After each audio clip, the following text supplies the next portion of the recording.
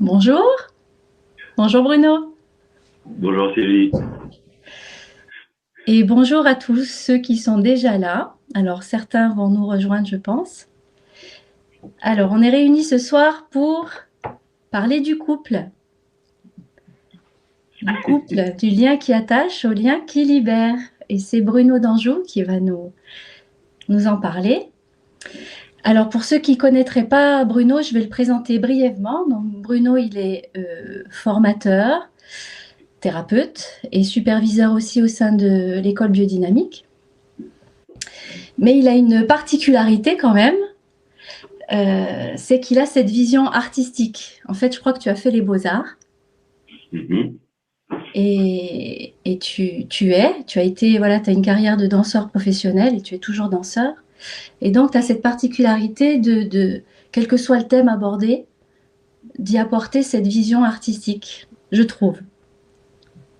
Donc, je suis curieuse d'entendre, et j'espère que nos auditeurs aussi, d'entendre voilà, ta vision du couple et de cette danse si particulière. Voilà, comment on garde l'équilibre. Alors, Ah oui, pardon, excuse-moi, du coup j'ai oui, oublié. Non, j'ai simplement oublié de préciser que donc il va y avoir un temps euh, où tu vas voilà simplement parler sans coupure. Et puis j'invite les personnes qui auraient des questions à poser à les préparer. Et puis on va garder un temps à peu près une vingtaine de minutes. Donc tu vas parler à peu près pendant une trentaine de minutes et puis ensuite on gardera une vingtaine de minutes pour des questions-réponses. Voilà, donc je te laisse la parole, Bruno. eh bien, merci. Euh, oui, l'art, en tout cas, dans le couple, c'est une sacrée danse et il faut apprendre les pas de l'autre, se désapprendre de nos pas habituels. C'est vraiment un, un apprentissage, j'ai envie de dire, presque poétique de l'entre-espace, on va dire ça comme ça. C'est cette chose-là qui est l'entre-deux, en fait. Comment prendre en considération cette troisième entité qui est la relation entre deux personnes. Alors, pour, euh, pour démarrer, j'avais envie de me rapprocher des figures d'attachement parce que du lien qui attache, on part de là, en fait, on a besoin, nous sommes des êtres de lien, nous avons besoin d'attache sécure. Je vois ton chat qui Oui, arrive. Et la- j'avais envie succinctement de parler un peu de la théorie de l'attachement de John Bowlby, qui, qui va déterminer après, ça a été montré, qui va déterminer après nos relations dans le couple d'attachement, qui est-ce qu'on va choisir, etc. Et donc, je trouve ça assez passionnant. Donc, John Bowlby, c'est à l'après-guerre, il s'aperçoit vraiment, sans raison évidente, que les enfants qui ont été privés d'un lien sécure et de disponibilité des parents, c'était l'après-guerre et tout ça, ont développé beaucoup d'agressivité entre eux, mais aussi envers les adultes. Il y avait une difficulté à être en lien, à être dans une relation paisible. Et il a déterminé vraiment des réactions par rapport aux figures d'attachement. Alors souvent, les figures d'attachement, ce sont nos parents, mais pas. C'est, disons que c'est la personne qui prend soin, plus exactement.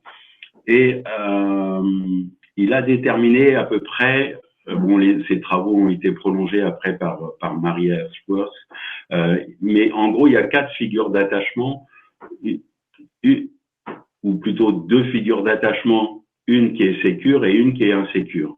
Et dans cet attachement insécure, on a des stratégies différentes, c'est-à-dire s'aperçoit que des enfants soit sont dans des attachements insécures ambivalents, c'est-à-dire une anxiété dépendante.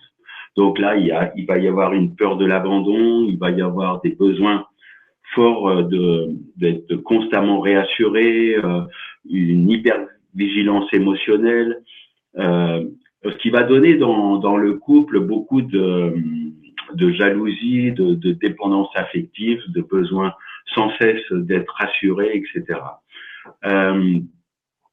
Et d'autres vont avoir un lien d'attachement insécure, mais qui va être évitant ou détaché.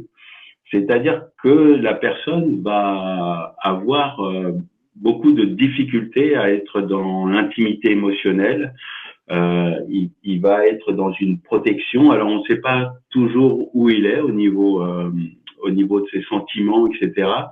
Et dans le couple, on va avoir une distance émotionnelle, une fuite des conflits, et aussi parfois des gens qui sont assez taiseux, qui parlent peu de leurs émotions. Après, ils ont développé aussi, John Bowlby et Mary Ainsworth, un autre type qui est l'attachement désorganisé, qui est plus rare, mais qui est bien souvent lié à des traumatismes. C'est lorsque la sécurité fait peur, en fait, cette ambivalence entre une dépendance et un évitement, une peur de l'autre et un besoin de l'autre, et qui fait que la relation dans le couple va être une relation très instable, avec des ruptures, des réconciliations, puis de nouveau des ruptures. Voilà, en gros, les trois insécurités d'attachement. Et puis, l'attachement sécure dont on a parlé, là, les gens vont être à l'aise avec leur intimité, ça exprime, ça parle, il y a dans le couple, s'il y a des conflits, on va vite arriver à des réparations, à des réconciliations, même la dispute est bénéfique, on en tire profit, etc. Voilà en gros la théorie de l'attachement. Alors, ce qui va être intéressant, c'est que ces insécurités vont former des couples, en fait. Et on peut en gros schématiser beaucoup, en tout cas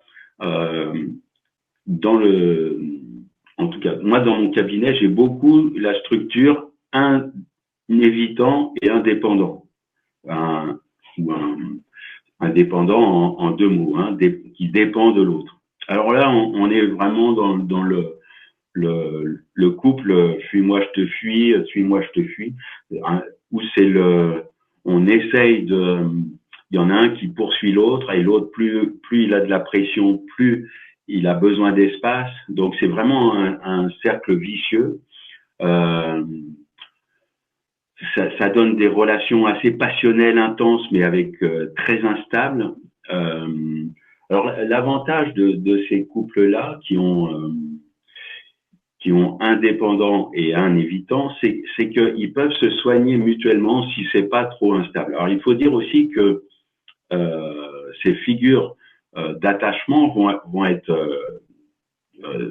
sollicitées dans les périodes, dans les situations de stress, au moment des disputes, au moment de conflits ou d'insécurité, mais ça peut être un déménagement, des choses comme ça. C'est-à-dire qu'elles vont remonter à la surface. Ensuite, il y a vraiment le couple des deux dépendants. Donc, ce que j'ai pas dit, pour moi, je les caractérise comme ça. Le dépendant et l'évitant, ça donne 1 plus 1 égale 0. On va voir comment... on a parlé du 3 tout à l'heure. Le couple, l'anxieux, deux anxieux dépendants. Donc là, ça donne quelque chose, on comprend tout de suite, qui est fusionnel. Donc, moi, que je qualifie 1 plus 1 égale 1. On ne forme plus qu'un. On a les mêmes goûts, les mêmes pensées. Il y a quelque chose ils font tout ensemble. Voilà. C'est vraiment le couple fusionnel, mais qui peut être aussi un couple codépendant, c'est-à-dire une personne malade et l'autre qui est son thérapeute, ou les deux qui sont malades, c'est-à-dire ça peut être une femme frigide et un éjaculateur rapide. Et ils vont aussi se soigner entre eux, en fait. Il va y avoir quelque chose d'une danse aussi, là, qui est pas toujours simple, mais qui est moins, comment dire, moins conflictuel que le précédent. On peut avoir aussi un couple qui se forme sur un drame, sur un mélodrame. On a vu des couples comme ça se former lors d'un accident d'avion et tout ça. Ils sont soudés en fait, et autour de cet événement fort qu'ils ont vécu ensemble. Ils ont ça en partage. Alors, ce sont plutôt des couples qui tiennent dans le temps, on va dire, ce qu'on peut remarquer. Sauf si l'un des deux fait un travail de thérapie, mais ça c'est dans tous les couples, c'est-à-dire le niveau vibratoire change, on a plus les mêmes attentes, les mêmes demandes, etc. Ensuite, on a le couple où deux évitants, c'est-à-dire là où j'ai nommé 1 plus 1 égale 1 plus 1, c'est-à-dire que c'est plutôt une cohabitation. C'est une relation calme, mais émotionnellement c'est très distant. On est dans une cohabitation. Ouais. Et puis le couple vraiment où il y a deux structures qui sont sécurisantes, qui donnent le fameux 1 plus 1 égale 3. Et là, c'est vraiment il y a trois entités, il y a toi, l'autre et la relation, et on va pouvoir nourrir cette relation. C'est plutôt une relation équilibrée, et c'est plutôt un couple social, c'est entouré d'amis, etc. Chacun peut sortir aussi de son côté. On est vraiment dans l'espace relationnel. Voilà.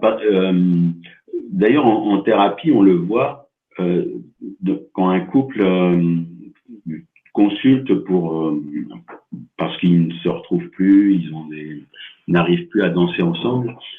Ne serait-ce qu'un thérapeute, juste une écoute, ça ramène du tiers en fait, ça ramène du 3. Et bien souvent, ces couples qui étaient fusionnels trouvent une respiration aussi juste parce qu'il y a un tiers. Alors ce tiers, il peut être amené par un enfant aussi, l'arrivée d'un enfant. Alors ça perturbe, hein, ça va bouger le système, mais parfois ça va défusionner. Et aussi, ça peut être aussi un amant ou une maîtresse qui va créer du 3, qui va bouger la structure et la redynamiser. Voilà un peu les couples, en tout cas les schémas de couple par rapport à la théorie de l'attachement qui ont pu être observés. Alors, il y a quelque chose d'assez étonnant qui colore un peu toute cette danse. C'est il y a des dernières études là qui ont été faites d'un point de vue neurologique. C'est Hélène Fischer qui est une chercheuse en neurosciences et qui a pu voir qu'il y a différentes familles, des familles dopamine, des familles sérotonine, des familles et qui vont former un peu les mêmes couples en fait. Dopamine, ils ont besoin que ça frictionne, que ça bouge, alors que des familles ocytocine vont avoir plutôt du cocon, de la fusion, etc. Et les dopamines vont être plutôt des couples la sérotonine vont être plutôt dans des couples d'homéostasie où ça circule, l'énergie circule, etc. Ils ont pu mettre en relation un peu les familles comme ça d'un point de vue neurologique. C'est intéressant. Je peux rebondir ou... Oui. Parce que du coup, ça parle de la chimie du couple à travers la sécrétion de certaines hormones, par exemple, avec certaines typologies. Et je trouve intéressant, parfois on parle de la chimie dans le couple et comment passer de la chimie, d'être dominé par une forme de chimie, à l'alchimie, c'est-à-dire au couple qui transforme en fait, plutôt que de subir quelque part les conséquences de ces troubles de l'attachement qu'on va retrouver a priori, voilà, qu'on va retrouver ensuite dans la vie du couple, etc. Le couple comme un creuset, un laboratoire pour transformer peut-être le plomb en Et or. oui, oui. Alors bien souvent, ça commence en fusion et ça finit en confusion. Ouais, on part sur de l'alchimie et puis la confusion, c'est justement que on va attribuer à l'autre la fonction de remplir le vide qui nous habite en fait. Ou en tout cas, on va chercher la personne qui va pouvoir remplir ce qu'on n'a pas reçu.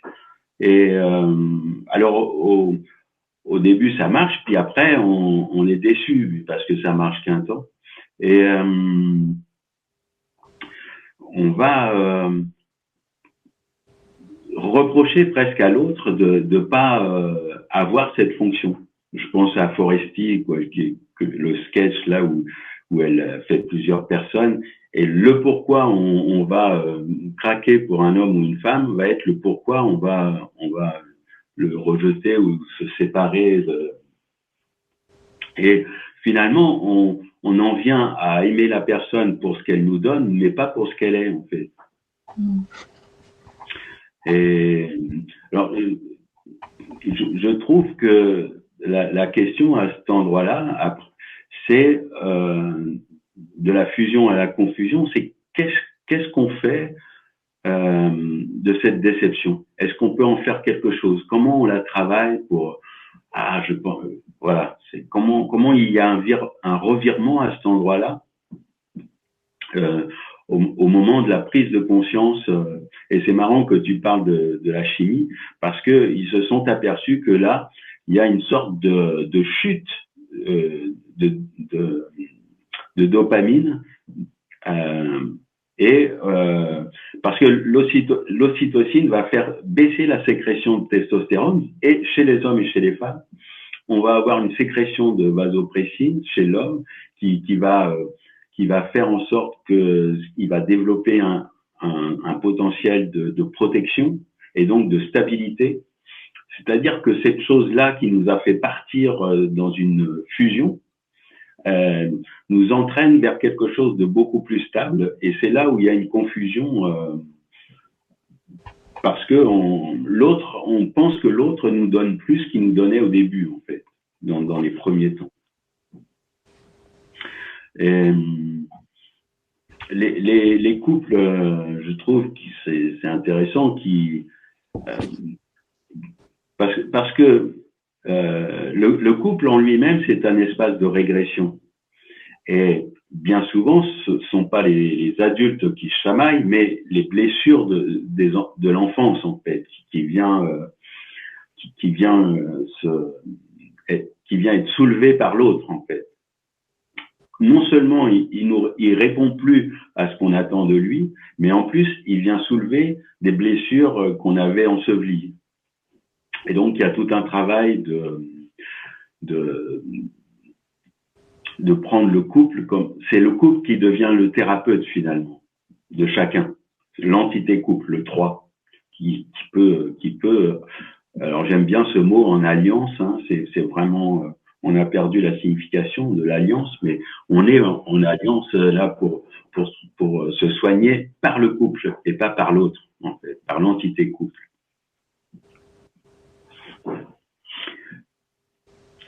Ce que je peux rajouter là, c'est aussi dans notre époque, dès qu'il y a friction, il me semble, un problème d'engagement. C'est-à-dire dès qu'il y a friction, on peut arrêter la relation ou en tout cas, puisque c'est comme ça. Or, on s'aperçoit qu'un couple en bonne santé, c'est évalué par la qualité de la dispute, en fait.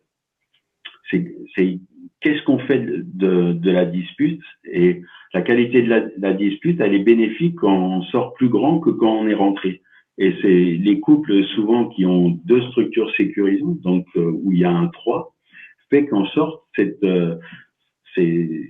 disputes sont bénéfiques, changent le rapport, on établit des nouvelles règles, etc. Mais on nous fait croire que un couple sans friction, c'est un couple de fiction, hein. C'est-à-dire si il n'y a pas de conflit, c'est que l'un des deux s'est sacrifié. Oui, c'est intéressant de réhabiliter aussi quelque part les crises de couple dans un processus sain d'évolution aussi. C'est-à-dire ce sont des crises de croissance quelque part, c'est ça? Oui. C'est ce qui va nous permettre, si on est engagé, de pouvoir parler vrai en fait. Parce que la problématique, c'est que si j'ai peur de perdre l'autre, je peux pas m'exprimer pleinement. J'aimais bien cette phrase, on ne peut aimer que ce qu'on est libre de quitter. C'est parce que je n'ai pas peur de perdre l'autre que je peux vraiment me poser et dire mes aspirations les plus profondes en fait. Et, ouais. Parfois, il y a la peur de perdre l'autre, et parfois il y a des personnes qui dans le couple ont peur de se perdre également. Oui. Le fait d'être en couple, ils n'ont plus accès à leurs propres besoins, par exemple, à leurs propres... C'est ce qui est vraiment intéressant, je trouve, dans la question de l'infidélité. C'est bien ça qui est en question. C'est pas l'autre d'un seul coup qui nous fait, mais c'est parce que on a été infidèle à soi-même. Et du coup, on va prendre un autre, un tiers, pour se retrouver en fait, pour retrouver qui on était, nos aspirations les plus profondes, notre liberté, etc. Mais souvent, on parle du couple comme un espace d'emprise, de non-liberté, etc. Quand on arrive à parler droit, hein, parler vrai, le couple est un espace, non pas de transfiguration, vraiment c'est un espace de chrysalide, c'est un espace de transformation puissant, extrêmement puissant en fait. C'est le couple, c'est ce que tu disais tout à l'heure, c'est vraiment un espace d'alchimie en fait, de transformation. On dit seul on va plus vite, mais à deux on va plus loin. Il y a une question vraiment de métamorphose. Alors dans la danse du couple, il y a toujours cette chose-là qui est très compliquée. Alors, dans le titre, c'est un peu, ça a été longtemps ma croyance, en fait, qu'il fallait passer du lien d'attachement au lien qui libère. Mais en fait, de plus en plus, je m'aperçois que nous avons besoin de ce lien d'attachement. C'est pas passer d'un lien à un autre, mais ce lien d'attachement, c'est vraiment cette question de de liberté en fait. C'est-à-dire que pour moi la liberté c'est pouvoir choisir ses dépendances et les aimer. Je suis dépendant de la relation à l'autre, de son rythme, de ses envies, etc. Et ça, c'est une sacrée danse. Et pour moi, il est là, l'amour. Hein. L'amour, c'est vraiment s'investir dans une relation sans forcément retour sur investissement. Il y a quelque chose là de la danse, des complémentarités, parce que on pourrait dire que le lien qui libère, c'est un lien qui, en fait, on a besoin des deux. C'est-à-dire que l'amour a besoin de proximité et le désir a besoin de distance. Mm. Et si on n'est que dans ce lien qui libère, on est essentiellement dans ce désir de l'autre, désir de nouveauté, désir de... Mais c'est vraiment une danse des complémentarités, comme ramener ça dans le couple, ramener dans cette attache à l'autre, mais pour ça, il faut faire de la place à l'autre, à l'altérité. En tout cas, essayer. Faire de la place à l'autre et aussi quelque part peut-être faire de la place à l'intérieur de soi, sa propre histoire, savoir d'où l'on vient, comme tu le disais tout à l'heure, voilà, pour pouvoir transformer parfois des réactions de survie, d'être dans un besoin compulsif de liberté, de fuite. Je trouvais que c'était intéressant. Est-ce que tu peux développer un petit peu la question de l'infidélité, qu'on peut voir aussi comme une fuite, mais que tu décrivais un petit peu comme c'est pas forcément une fuite vis-à-vis de l'autre, mais ça peut être aussi une manière, la seule manière que certaines personnes ont trouvé pour récupérer des parts de soi oubliées. Oui, c'est exactement ça. C'est-à-dire que souvent l'infidélité est pour casser une dépendance, comment dire, presque de dictature en fait. C'est-à-dire que on sait, je parlais tout à l'heure non, j'en ai pas parlé, je crois, de la servitude volontaire. C'est-à-dire que il y a beaucoup de personnes, pour rester en lien, rentrent dans une servitude volontaire sans que l'autre s'en aperçoive, en fait, parce que l'autre pense que la personne ça lui plaît de faire ça, ou c'est ok de faire ça, mais pour être aimé, la personne va s'oublier, va rentrer dans les désirs de l'autre, va se fondre même dans ce que je disais dans les anxieux dépendants. D'un seul coup, il y a plus qu'un, c'est-à-dire je n'ai plus d'entité moi en tant que personne, je ne forme qu'un, tu vois, c'est vraiment les couples. Nous avec Monique, on aime bien le marocain, hein Monique, tu vois, c'est vraiment le couple et ils font tout ensemble, tu vois, et là au bout d'un moment peut-être qu'il y a asphyxie ou ça continue, mais s'il y en a un qui commence à faire un travail, souvent ça bouge. J'ai bien aimé, en tout cas ça m'a beaucoup parlé parce que presque on a vu d'un point de vue des théories de l'attachement, aussi au niveau presque de neurologique, comment ça se passe et tout ça. J'aime bien aussi l'approche philosophique de l'amour en fait.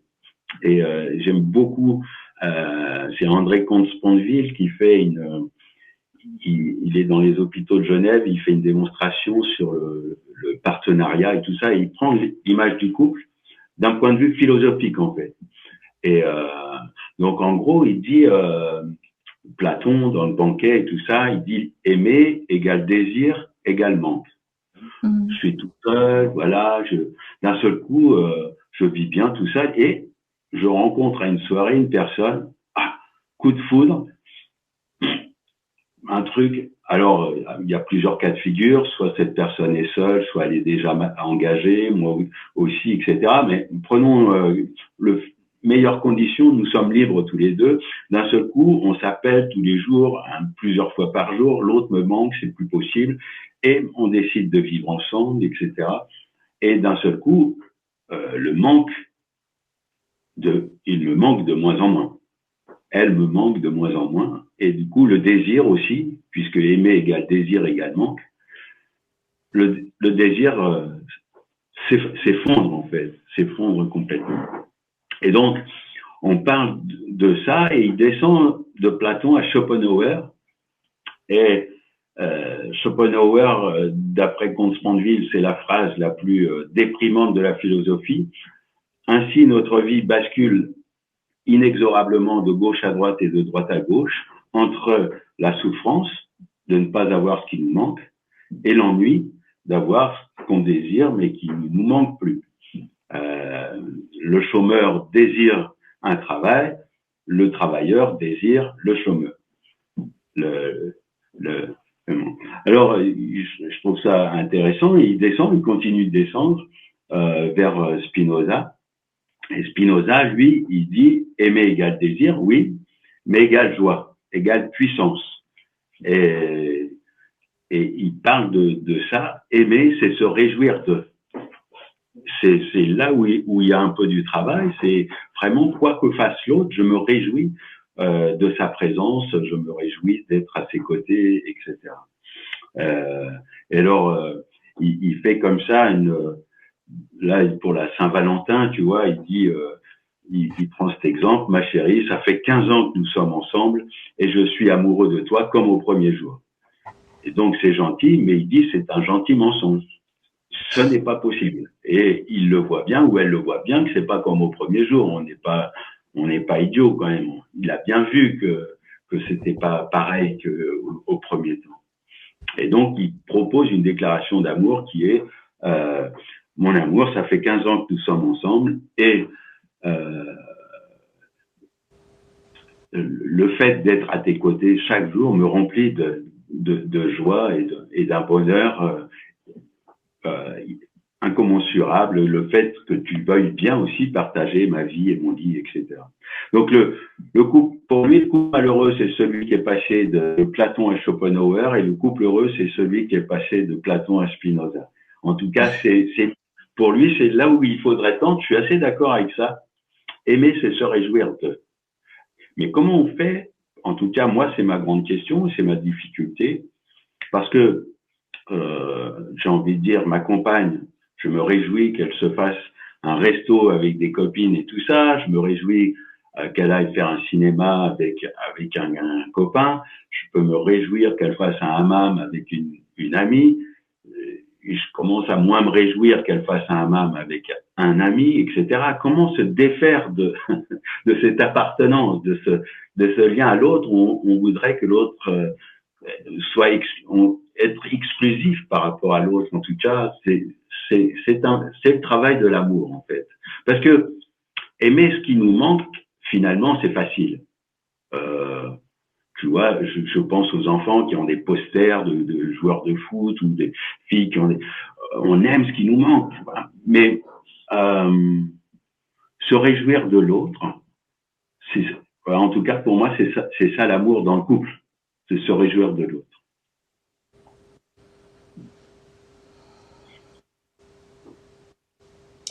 Oui, il y a une question, enfin, ça pose aussi, dans ce que j'entends, la question du vide en soi ou de la plénitude en soi. Si ça part, si cet amour, cette connexion ou cette alliance, elle part d'un vide en soi et d'une attente que l'autre remplisse ce vide, alors il peut y avoir aussi de la déception, de la frustration, etc. Et c'est comme un cheminement, une maturité, peut-être aussi, qui peut arriver avec les années et les différentes crises de croissance éventuellement, et la transformation. Voilà, de passer du vide à la plénitude, mais ce bien-être indépendant dont on parle en biodynamique, c'est-à-dire qui ne va pas dépendre de l'autre, même si on se réjouit que ça vient nourrir. Et c'est bien que tu parles de ça, parce que ça questionne le couple intérieur, en fait.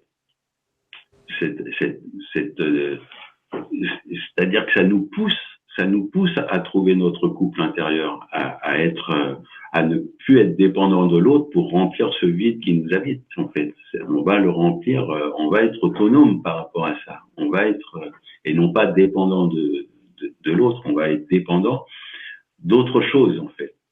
Je pense pas qu'on soit complètement indépendant de l'autre. En tout cas, moi, je prône un amour de dépendance, c'est-à-dire mais une dépendance qui se trompe pas d'endroit. Je suis dépendant de sa main, par exemple, sur ma cuisse quand je conduis. Tu vois, c'est des choses, waouh, ça, je le revendique, en fait, où je pourrais faire une liste de mes dépendances. Je les revendique. Il y a quelque chose de l'ordre.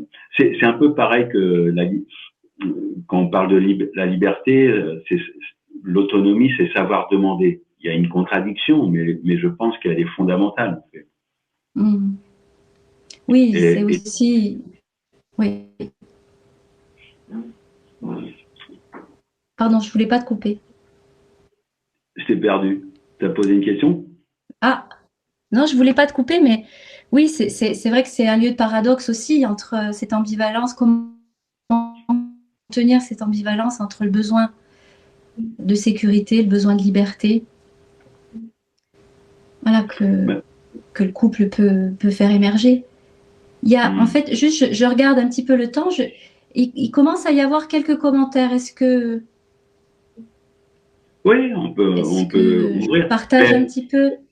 juste, je voudrais conclure cette chose-là que tu soulevais, c'est apprendre à se rassurer soi-même, en fait. On parlait du lien insécure, c'est apprendre. C'est-à-dire le couple va être ce creuset où on va pouvoir euh, aller chercher cette sécurité d'une façon autonome, en fait. Mm. Si on parle vrai de chaque côté, vraiment, si on n'a pas peur de se perdre. Hmm.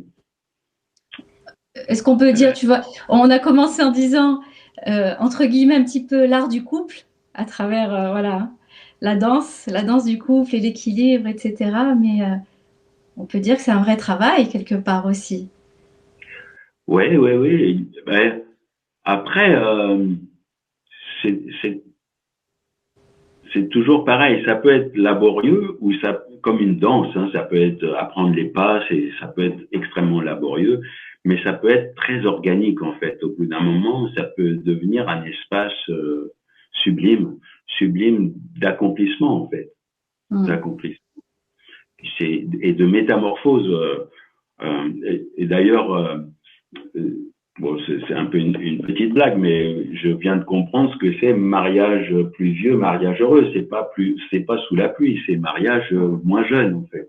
C'est avec l'âge, euh, on, on, je trouve qu'on arrive à une maturité, en tout cas à une compréhension de l'autre ou, euh, ou un accueil de l'autre, de l'altérité de l'autre. C'est-à-dire, au début, on pense que l'autre pense, s'il nous aime, il pense comme nous, ou des choses comme ça. Et je trouve que dans le couple, c'est là, c'est l'espace pour mieux nous connaître, savoir qui nous sommes. C'est un espace de guérison, j'ai envie de dire. Et c'est aussi l'espace où on a le, le, l'espace pour dire qui on veut être, en fait. C'est c'est-à-dire qu'il y a dans, j'ai l'impression que dans mes premiers couples, en tout cas, c'était beaucoup des guerres de pouvoir et avec le temps, quand je dis de dire, d'essayer de trouver qui on veut être, c'est des choses qu'on veut dire, eh ben non. On les dit pas, ça sert à rien, c'est pourquoi dire ça, etc. Et du coup, je trouve que l'amour là, il grandit à chaque fois qu'on arrive à laisser de la place à l'autre, à, à aussi voir les blessures qui sont soulevées par l'autre et à les prendre en charge. Parce que pour avoir aussi vécu seul, je trouve que on a moins l'occasion d'avoir un miroir qui nous renvoie ce qu'on veut, ce qu'on se cache à soi-même en fait. À chaque fois qu'il y a un conflit, en tout cas, de faire ce retournement ou à chaque fois que l'autre nous irrite, de voir qu'est-ce qui me renvoie pourquoi je suis irrité par ça. Et bien souvent, c'est quelque chose que j'ai en moi que je veux pas regarder en fait. Donc c'est l'occasion aussi de pouvoir faire ce retournement en nous-mêmes. Mm.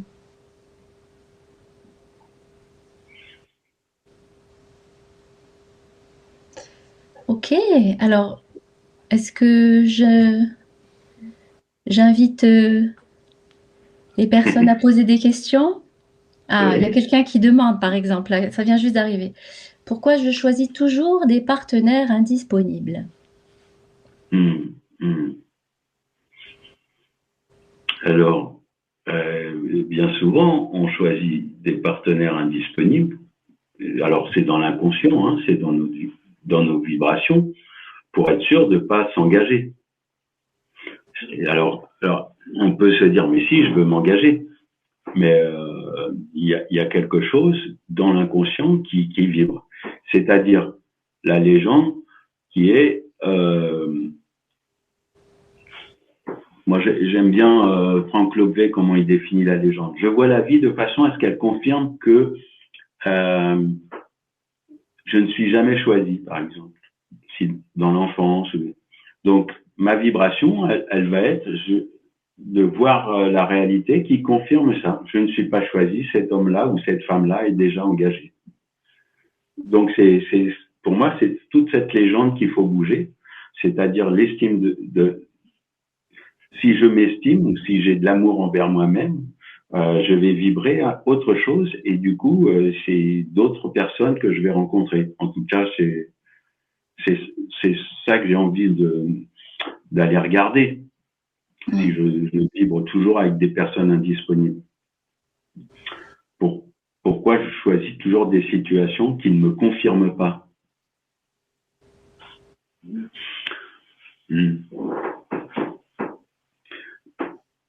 y a une autre question. En quoi l'effet miroir est plus important dans le couple que dans les amitiés proches? Il s'agit pourtant d'un lien fort où l'ouverture du cœur est présente. Tu peux répéter la question? En quoi l'effet miroir dont tu parlais tout à l'heure de l'effet miroir dans le couple. Ouais. En quoi cet effet miroir est-il plus important dans le couple que dans les relations amicales?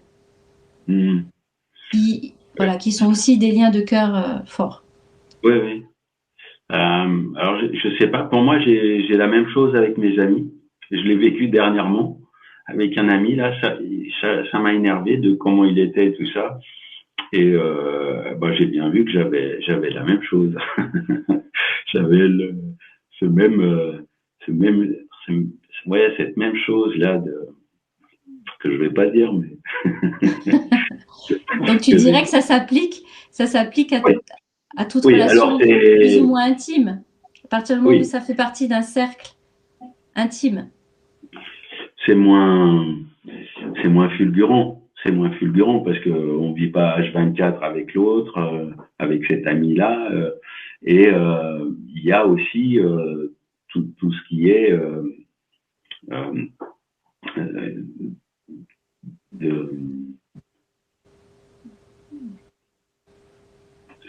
par exemple, je me suis posé cette question, pourquoi c'est beaucoup plus facile de me réjouir d'une amie, quoi qu'elle fasse, par rapport à ma compagne avec qui je suis engagé. Ça devrait être presque. Je me réjouis vraiment de quoi que j'ai des amies femmes, je me réjouis quoi qu'elles fassent, mais vraiment ça me remplit de bonheur. Ça frotte un peu avec ma compagne. En fait, c'est là où il faut travailler, c'est ce désir d'attacher l'autre par peur d'être abandonné, etc. Tout ce qu'on a vu au tout début. Et pour moi, le miroir, il peut aussi être actif avec des amis, mais on est beaucoup plus tolérant en fait. Et bien souvent, on a des amis qui peuvent nous dire des choses que notre compagnon ou notre compagne n'osera pas nous dire en fait, par peur de nos réactions, il y a un espace de vérité, je trouve, qui peut être plus grand des fois dans les amitiés. Il y a eu un moment donné, donc je remonte un petit peu, hein, mais vu que tu revenais sur le fait de se réjouir il y avait une participante qui faisait la réflexion de dire je ne peux pas me réjouir quand mon ami boit tous les jours, par exemple. Par ailleurs, elle peut se réjouir quand son ami prend du plaisir à jouer du saxophone, a été content, voilà, se réjouir quand il donne des cours de musique, il est content. Donc, peut se réjouir de certaines choses, mais difficile de se réjouir quand cette personne boit, par exemple. Oui, ben oui, parce que la personne là, elle n'est pas en train de s'accomplir, elle est en train de se détruire. Donc je ne peux pas me réjouir d'une personne qui est en train de se détruire à petit feu et qui détruit par là même la relation en fait. Aimer, c'est se réjouir d'eux, c'est-à-dire vraiment du bonheur de l'autre, de son aptitude à se réaliser, etc. La question en dessous, c'est quelle est ma part dans cette relation? Quelle est ma part qu'est-ce qui fait que je reste dans cette relation? Qu'est-ce qui fait que je vibre? On parlait des couples dépendants, deux anxieux dépendants. Oui, codépendants, c'est-à-dire que d'un seul coup, il y a, j'ai parlé d'une personne qui est malade et l'autre qui est sa thérapeute. Là, on est dans ce cas-là, une personne qui est dépendante de l'alcool, qui est en train de se détruire, et l'autre qui essaye de la sortir de là, de la soigner, de l'emmener ailleurs, etc. Donc, on est vraiment dans des codépendances. Et après, il y a une nécessité de regarder si c'est quelque chose de récurrent dans les anciens couples que j'ai formés. Est-ce qu'il y a eu toujours... Parce que ça veut dire aussi que je suis dépendant du soin que je donne à l'autre.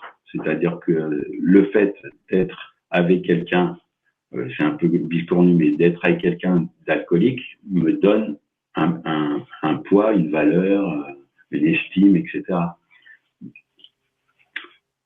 Donc, alors bien, donc pour répondre à la question, je ne sais pas si c'est une question, mais je suis c'est pas vraiment une question, c'était une remarque en fait. Oui, mais elle est tout à fait juste.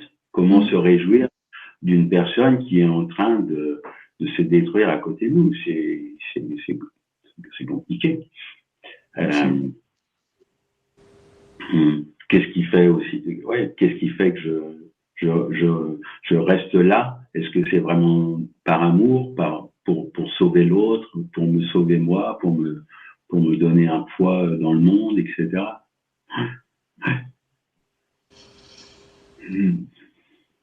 Alors, il y a d'autres questions qui arrivent.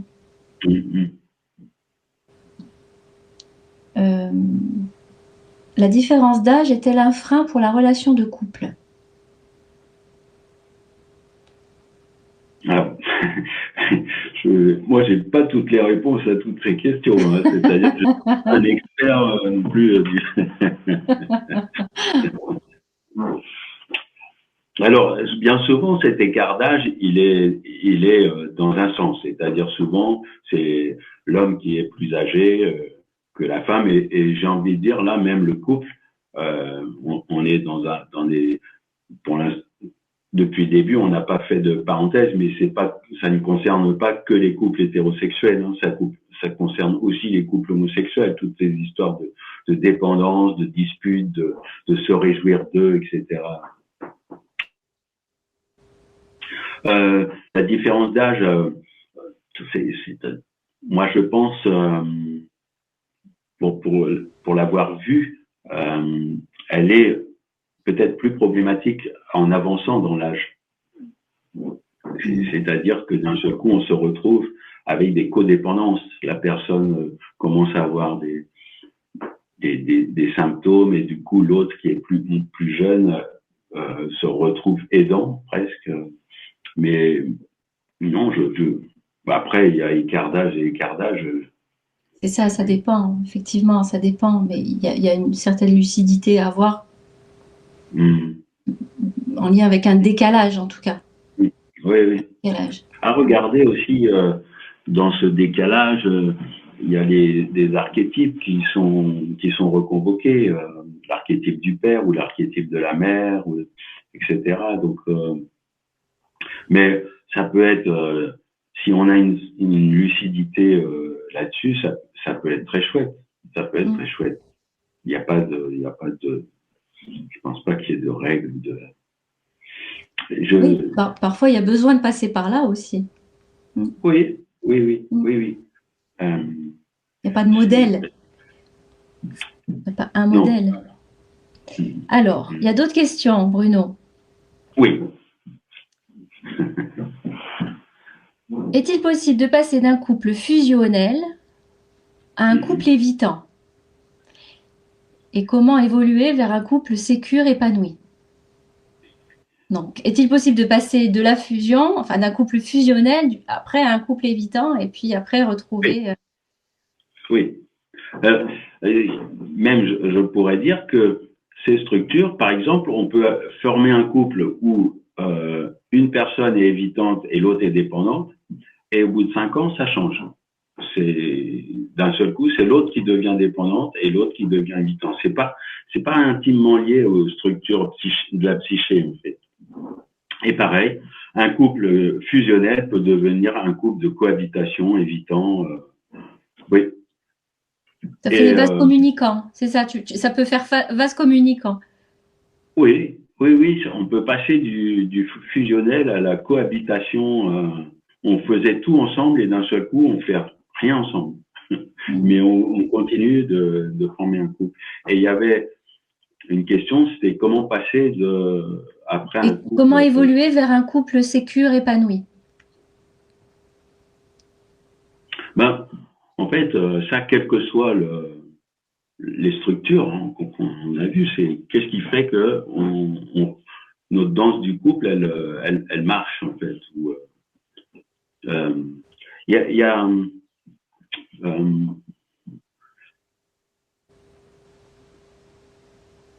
pour moi, c'est comment rentrer dans une relation de couple sécurisante.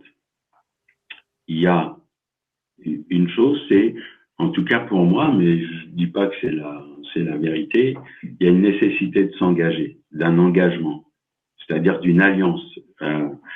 Parce que d'un seul coup, s'il y a la moindre escarpade, l'autre dit bon, ben, si c'est comme ça, j'arrête. On peut pas être dans une relation vraie puisqu'on ne peut pas dire vraiment ce qu'on pense, ce qui nous plaît, ce qui nous plaît pas, qu'est-ce que je vois, comment ça me fait, etc. Et après, j'ai envie de dire, c'est tout l'arsenal de la biodynamique. C'est vraiment le reparentage, par exemple, va être un outil pour retrouver, reformuler des bons parents sécurisants, disponibles, heureux, pour plus être dépendants de l'autre. C'est des rêves éveillés dirigés pour aller rechercher l'enfant intérieur blessé. Ça va être plein de travail. Mais déjà, j'ai envie de dire, pour la personne qui posait question, elle a déjà une prise de conscience de ces schémas. Il y a plein de couples qui n'ont pas conscience de ces schémas d'évitement, de dépendance, etc. Donc déjà, quand on est conscient de ces schémas, on peut déjà travailler dessus. Et l'idée, c'est aussi, on est 100% responsable de la relation. C'est pas 50-50. On est 100%. Si je souffre d'un manque de tendresse, il faut que j'injecte de la tendresse. Si je souffre de pas avoir assez de temps avec mon amoureux, il faut que j'injecte du temps libre avec mon amoureux. C'est-à-dire que là, on a une responsabilité fondamentale pour moi. Et aussi, comment dire, c'est faire, je l'ai dit tout à l'heure, mais je ne sais pas comment le dire autrement, c'est faire de la place à l'autre, à la différence, à ce qui ne va pas de soi, à ce qui n'est pas soi. Et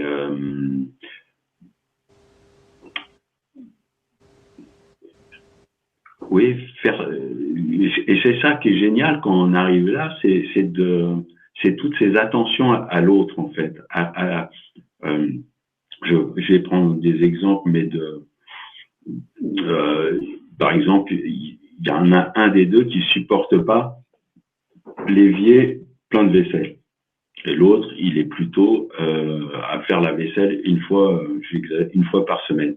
Tu vois, au moins il fait la vaisselle, mais il se fait pas chier tous les jours, par exemple. Ben, c'est comment on arrive à se trouver dans cette chose-là, en fait, dans ces différences. Alors ça, c'est juste de la matière, mais de faire la vaisselle, que je dis ça comme faire la vaisselle, pour que l'autre trouve l'évier vide, ça devient un plaisir, en fait. C'est-à-dire vraiment, je donne, je m'engage dans ce qui fait l'autre, dans ce qui détermine l'autre, en fait. La problématique là dans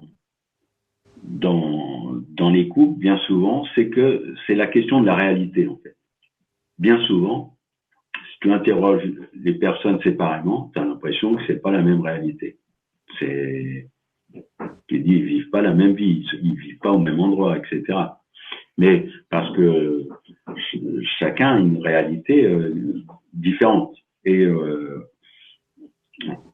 en plus, comment dire, on va la tordre, cette réalité. C'est-à-dire, on va la tordre pour l'ajuster à nos croyances les plus profondes afin de ne pas avoir à changer. Et alors, je vais faire un exercice, par exemple, que je trouve assez génial. J'avais vécu ça en thérapie de couple il y a longtemps. C'est de prendre un emploi du temps et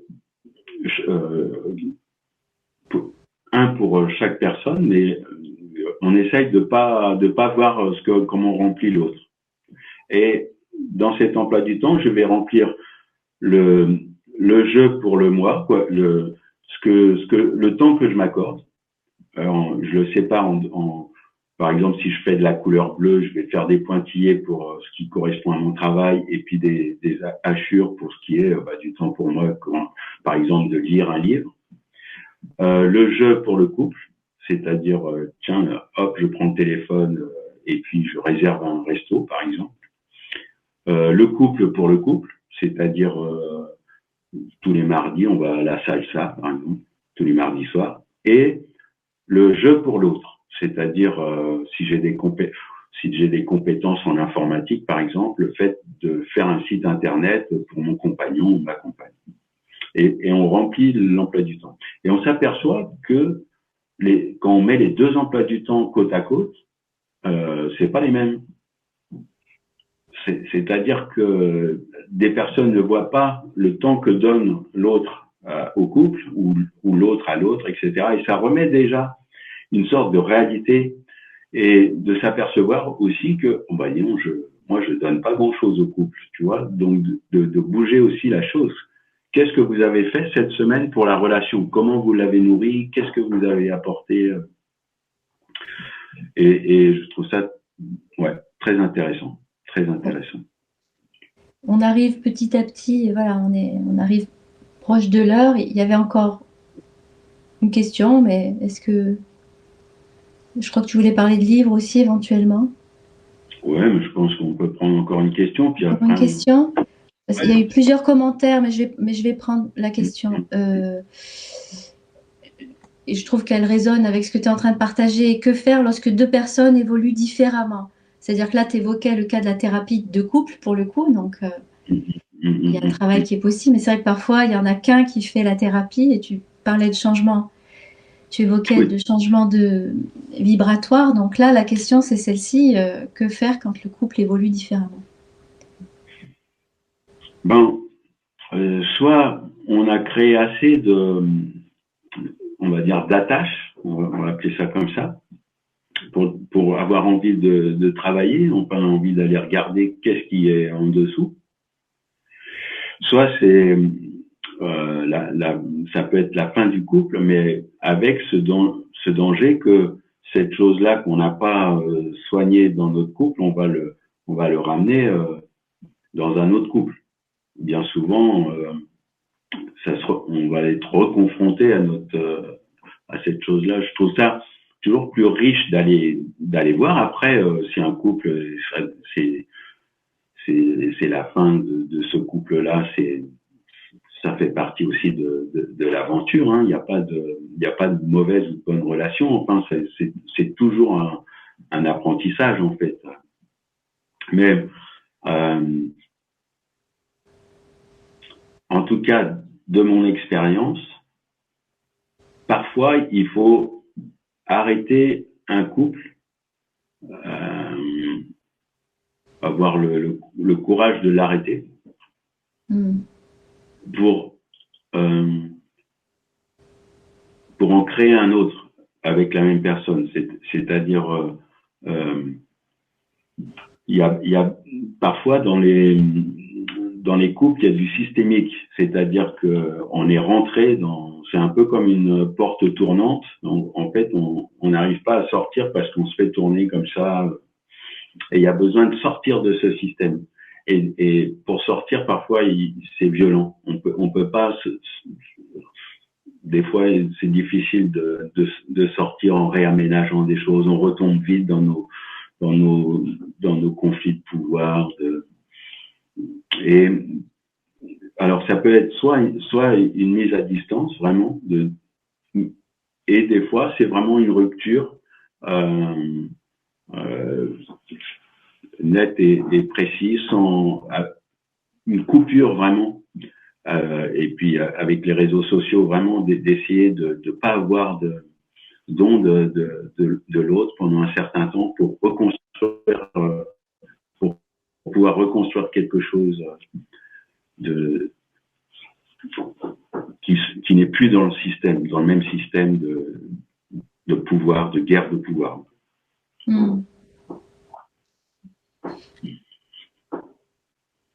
Ok.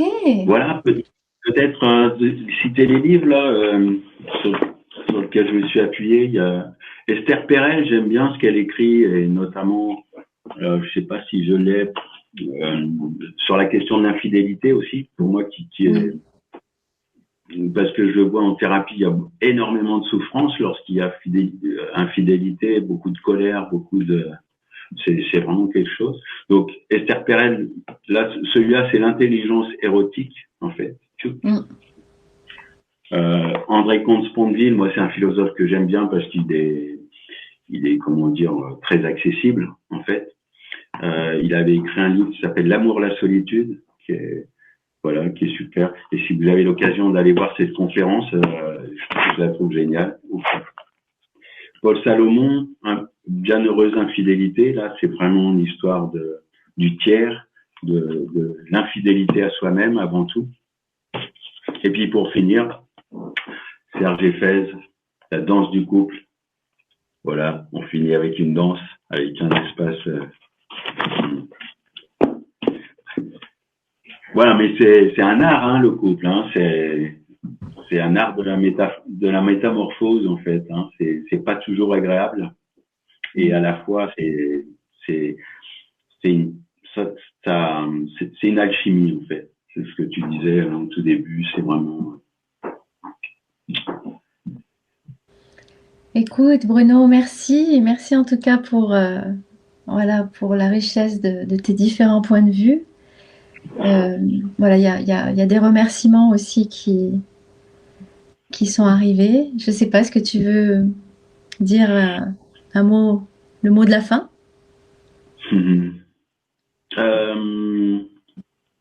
Non, je voulais partager pour les fêtes de Noël, là où beaucoup de personnes ont été dans leur famille et tout ça. Je suis amusé à un jeu de faire dessiner mes patients un plan de table, comment ils s'étaient installés à table, alors le père, la mère, le frère, et on a pu mettre ça en relation avec le couple, et j'ai trouvé ça très intéressant. Le territoire, la place, comment ça joue, on le reproduit après dans notre histoire avec nos enfants, avec des fois avec le chat. Voilà.